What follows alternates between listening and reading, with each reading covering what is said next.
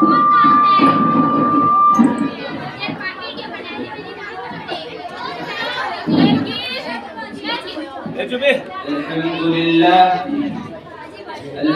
لله رب العالمين والصلاة والسلام على رسول الله أما بعد فأعوذ بالله من الشيطان الرجيم بسم الله الرحمن الرحيم والذين جاهدوا فينا لنهدينهم سبلنا. محترم حضرات، ہندوستان پر انگریزوں کے قبضے کے وقت ہمارے علماء زبان حال سے یہ شعر کہہ رہے تھے: باطل سے ڈرنے والے اے آسمان نہیں ہم 100 بار لے چکا ہے تو امتحان ہمارا.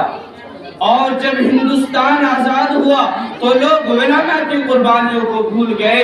تو اپنی زبان حال سے یہ شعر پڑھا: پتا پتا بوٹا بوٹا حال ہمارا جانے ہے، جانے نہ جانے دلہی نہ جانے باپ تو سارا جانے.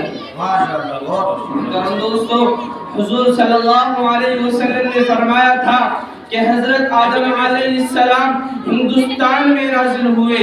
ایک روایت میں ہے کہ حضرت آدم علیہ السلام سب سے پہلے جنت سے ہندوستان میں تشریف لائے تھے. حضرت علی رضی اللہ عنہ نے فرمایا تھا کہ سب سے بہترین خوشبو سرزمین ہند کی ہے جہاں ہمارے والد محترم حضرت آدم علیہ السلام تشریف لائے تھے. ایک روایت میں ہے کہ حضرت آدم علیہ السلام کے ساتھ حجر اسود اور جنت کی خوشبو نازل ہوئی. انہوں نے خوشبو کو ہندوستان کے درختوں اور اس کی وادیوں میں ڈال دیا تو اس سے خوشبودار درخت پیدا ہوئے. اسی لیے ہندوستان ہمارا آبائی وطن ہے. ہم اپنے ملک سے محبت کرتے ہیں. انڈیا ہمارا ملک ہے. ہم اپنے مجاہدین آزادی کو مبارکباد پیش کرتے ہیں. حضرات، جب انگریز نے ہمارے ملک ہندوستان پر قبضہ کرنا چاہا تو جنگ آزادی کے دریا میں لاکھوں لعل و گوہر کا خزانہ نکل پڑا اور گلستان ہند کی بہاروں میں لاقادار رنگ لہکنے لگے. حضرت شاہ ولی اللہ رحمۃ اللہ علیہ نے فوراً اس وقت کے راجہ اور نواب کو اس کی طرف توجہ دلائی کہ انگریز سے ہوشیار رہا جائے.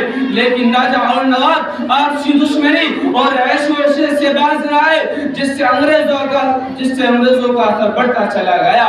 ان انگریزوں کے اثرات کو ختم کرنے کے لیے علماء میدان میں آئے، جن میں وہ مرد مجاہد حضرت ٹیپو سلطان رحمہ اللہ بھی نظر آئے، جو بہت بڑے عبادت گزار اور سنت کے پابند تھے. وہ اکیلے ہی ملک و ملت کو باقی رکھنے اور آزادی کی خاطر انگریزی فوج سے مقابلہ کرتے رہے. آخر یہ کہتے ہوئے شہید ہو گئے کہ شیر کی زندگی کا ایک لمحہ 100 سالہ گیدڑ کی 100 سالہ زندگی سے بہتر ہے.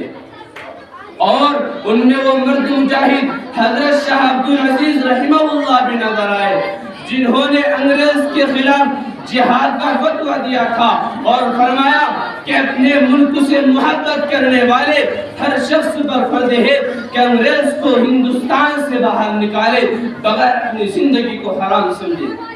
کسی شاعر نے کیا خوب کہا ہے: جب چمن کو خون کی ضرورت پڑی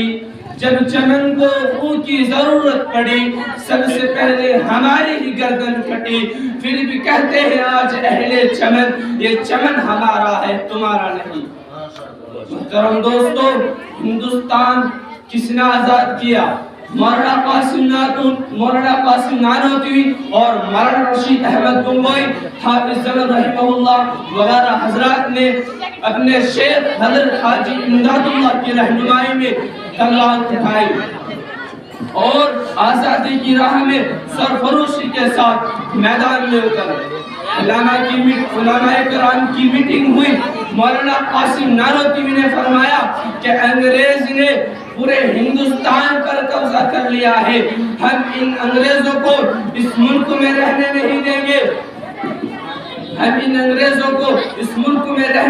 دیں گے. ایک آدمی نے کہا کہ حضرت ہماری تعداد تو بہت تھوڑی ہے اور وسائل اور ضرورت کے سامان بہت کم ہے. مولانا قاسم نانوتوی نے جواب دیا کہ کیا ہماری تعداد خزانہ بدر سے بھی کم ہے؟ یہ فرماتے ہی لوگوں میں جذبہ اور جہاد پیدا ہو گیا۔ مولانا حضرت حاجی امداد اللہ کو امام اور مولانا قاسم نانوتوی کو سربراہ اور مولانا رشید احمد گنگوئی کو قاضی بنایا گیا اور جنگ آزادی کا فیصلہ کر لیا گیا۔ لیکن اس جنگ عظیم میں حافظ زمن رحمہ اللہ شہید ہو گئے اور مولانا قاسم نانوتوی اور مولانا رشید احمد زخمی ہوئے۔ حافظ زمن رحمہ اللہ کے شہید ہوتے ہی حالت بدل گئی۔ پھر علماء کرام نے دارالعلوم دیوبند کی بنیاد سن 1866 میں رکھی تاکہ یہاں سے ایسے افراد پیدا کیے جائے جو انگریزوں کی طرف سے پھیلائے گئے گندے خیالات کو دور کر سکے۔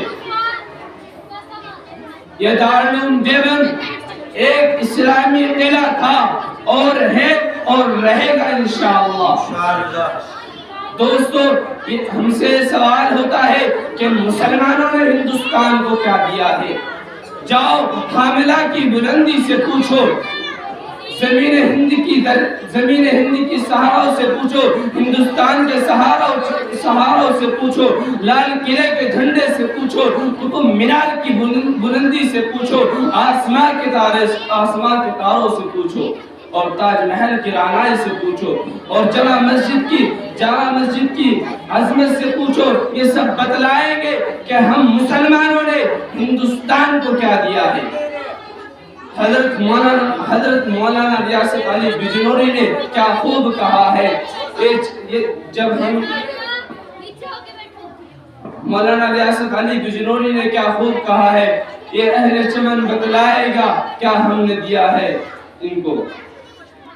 کھلونا سمجھ کر نہ برباد کرنا کہ ہم بھی کسی کے بنائے ہوئے ہیں، فرنگی کے فوجوں میں حرمت کے فتوے سردار چڑھ کر بھی آئے ہوئے ہیں، شجر آزادی کو گھودے کسیچا پھل اس کے پکنے کو آئے ہوئے ہیں۔